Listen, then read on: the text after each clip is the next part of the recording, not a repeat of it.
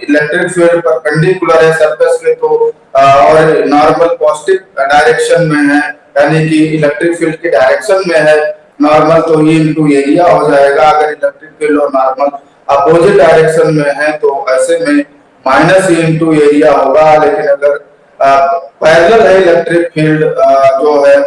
तो ऐसे सिचुएशन में फिर तो चीजें की जीरो हो जाएगा। जैसे मैं सपोज कर ले रहा हूं कि कोई एरिया चार्ज डिस्ट्रीब्यूशन है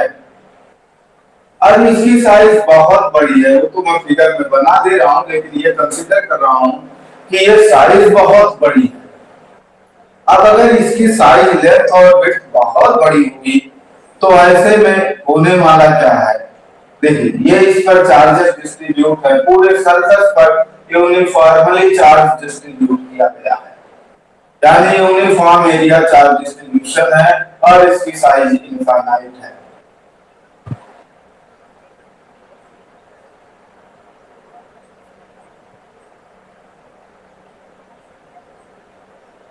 अगर ऐसा हुआ तो इसके इसके सरफेस पे इलेक्ट्रिक फील्ड किसी भी पॉइंट पोजीशन पे अगर बात करेंगे तो इसके सरफेस के नॉर्मल के अलाउंग होगी। अगर कोई सरफेस ले रहे हैं तो उसमें दो है साइड होंगे, दोनों साइड में इलेक्ट्रिक फील्ड होगी, लेकिन दोनों साइड में अगर पॉजिटिव है तो आगे की तरफ ही होगी। अब यहाँ पे जो हमने थोड़ा सा जो सरफेस ड्रा किया वो 3D बनाने का कोशिश किया है। ये हमने इस तरीके से ड्रा किया है कि ये जो हमारा बोर्ड है इसके प्लेन के परपेंडिकुलर, यानी ऐसे हमारा सरफेस है और जो है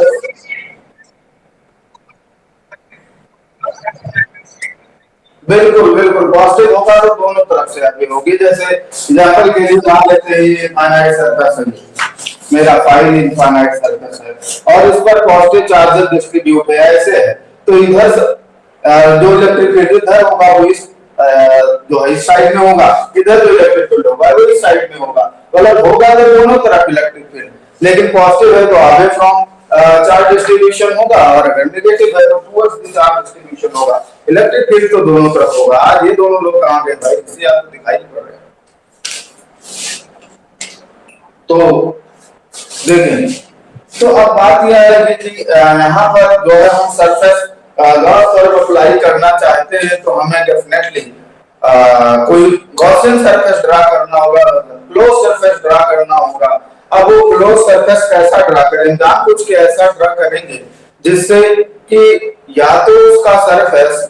इलेक्ट्रिक फील्ड के परपेंडिकुलर हो जाए, यानी नॉर्मल के डायरेक्शन नॉर्मल और के डायरेक्शन और इलेक्ट्रिक फील्ड सेम डायरेक्शन में हो जाए या अपोजिट में हो जाए, और दूसरा ये कि या तो इलेक्ट्रिक फील्ड उस सरफेस के पैरेलल हो जाए। अगर ऐसा हम करेंगे तो हम आसानी से फ्लक्स कैलकुलेट करते जाएंगे। तो ऐसे में बातें ही आएंगी, यानी हम ड्रॉ करें तो कुछ ऐसे बना सकते हैं हम ये।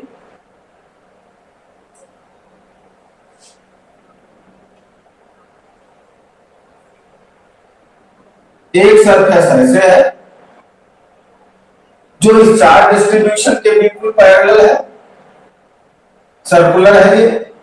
और दूसरा सरफेस इस तरफ होगा, लेकिन इस ये भी एकदम यही चीज है, यानी एक ही सिलेंडर जैसे दो टर्मिनल दो प्लेन सरफेसेस होते थे वही है। यहाँ ये मिड पोजीशन है, इधर से ये आर डिस्टेंस पर लेफ्ट में है और ये टर्मिनल राइट में आर डिस्टेंस पे है, और हमारा जो चार्ज डिस्ट्रीब्यूशन है वो इस सिलेंडर के एकदम एग्जैक्टली परपेंडिकुलर है। ठीक, तो कुछ इस तरीके से ये चीजें कंसीडर कीजिए। अब जैसा मैंने ये दोनों प्लेन सरफेस ये और ये दोनों प्लेन सरफेस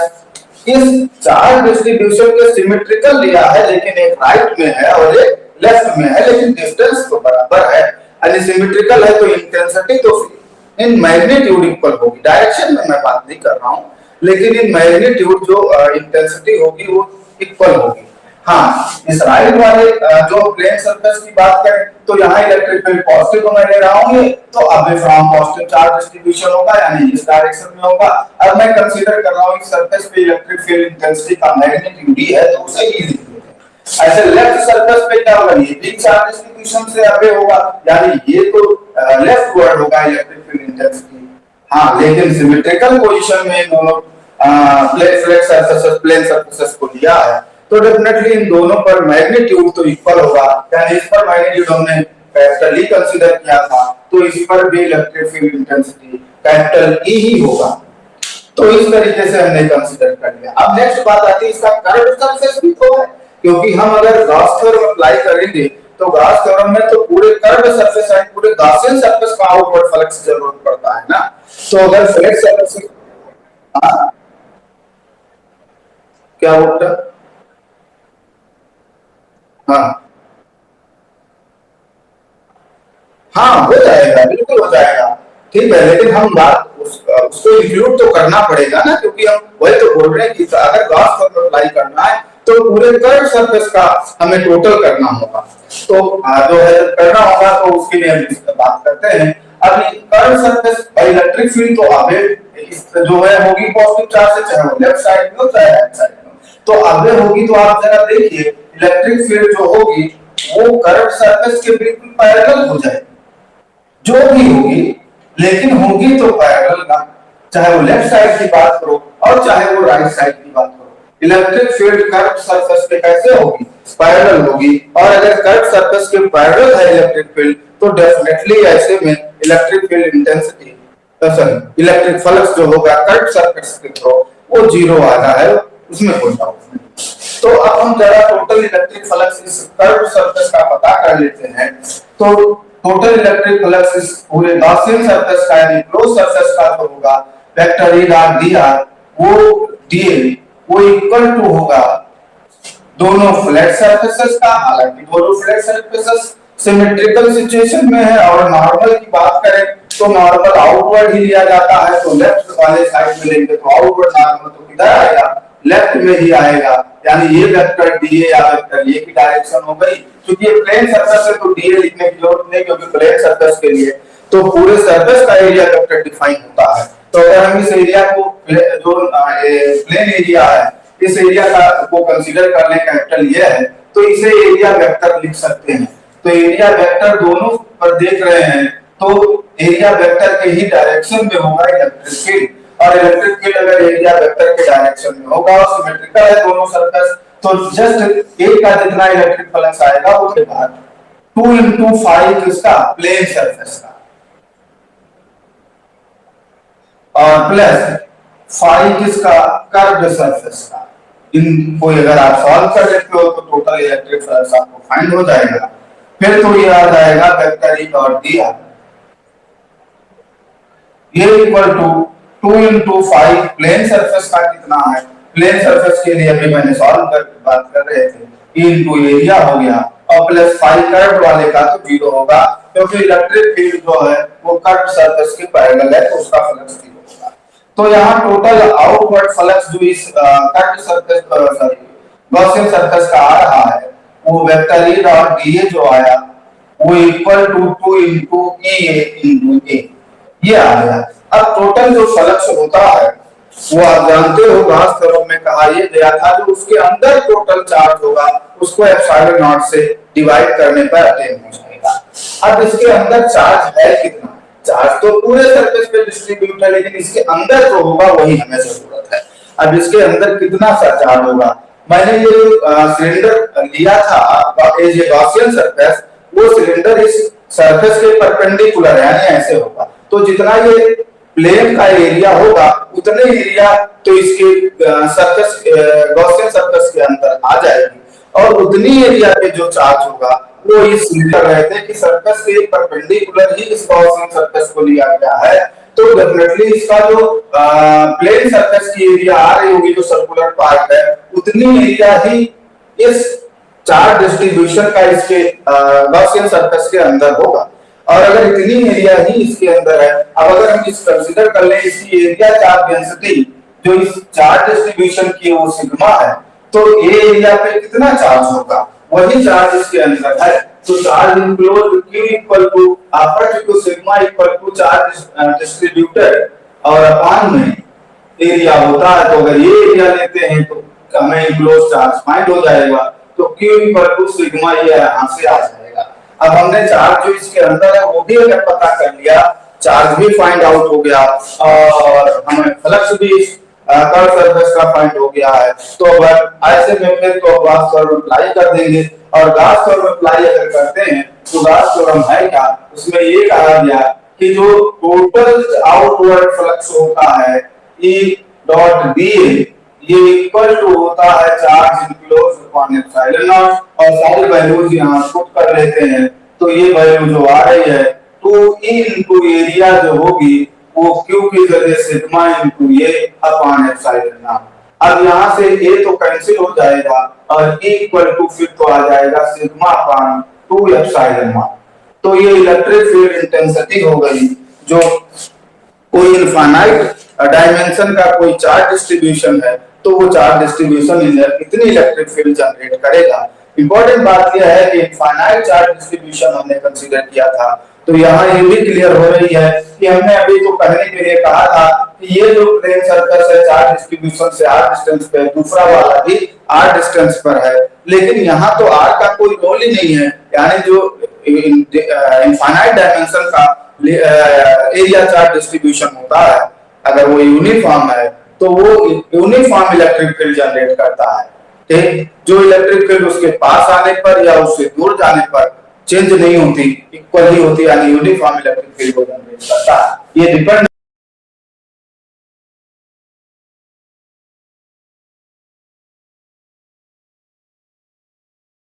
अब मैं फिर से दोबारा पुराने जो टॉपिक चैप्टर्स निकल गया उसमें फिर से आता हूँ। वहां पर आपको मैंने कंडक्टर के बहुत ढेर सारी बातें बताई थी, और एक बहुत इंपॉर्टेंट बात बताई थी, वो ये थी कि भाई अगर कोई कंडक्टर है तो कंडक्टिंग मटेरियल के अंदर इलेक्ट्रिक फील्ड लाइंस नहीं होती और इलेक्ट्रिक फील्ड इंटेंसिटी 0 होती है। अगर उस कंडक्टर पर स्टैटिक चार्ज है तो याद करें, वहां पर मैंने इलेक्ट्रोस्टैटिक्स में जो पहला चैप्टर था उसमें ये बात बताई थी कि अगर किसी कंडक्टर पर स्टैटिक चार्ज है, यानी वो चार्ज फ्लो नहीं करवा रहा है,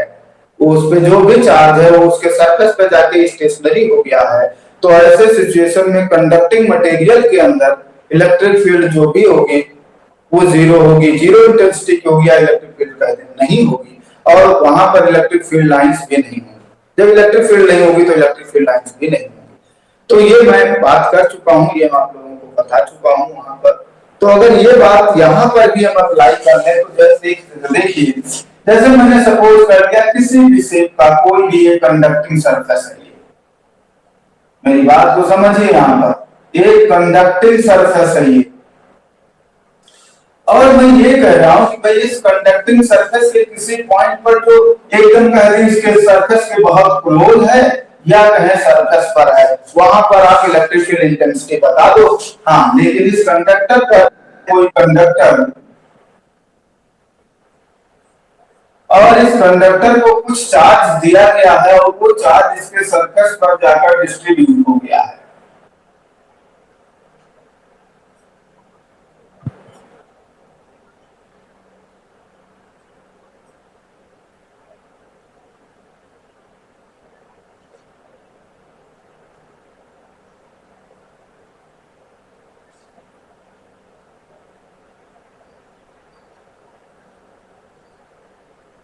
ये इसके सरफेस पे चार्जेस डिस्ट्रीब्यूट हो गए हैं। अब हम ये चाहते हैं कि इसके सरफेस के बिल्कुल क्लोज में कोई पॉइंट है,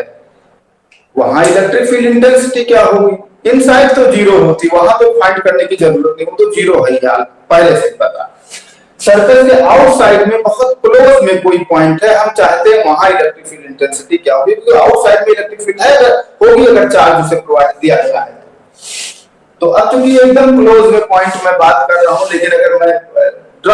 फिगर ड्रा करने की कोशिश करूंगा एकदम पास में तो आप लोग देख नहीं पाओगे। मैं मान के चल रहा हूं क्लोज में ये पॉइंट, लेकिन आपको समझाने के लिए थोड़ा डिस्टेंस बना रहा हूं। मैंने सपोज कर लिया यहाँ कोई पॉइंट है, एकदम न्यू सरफेस पर है,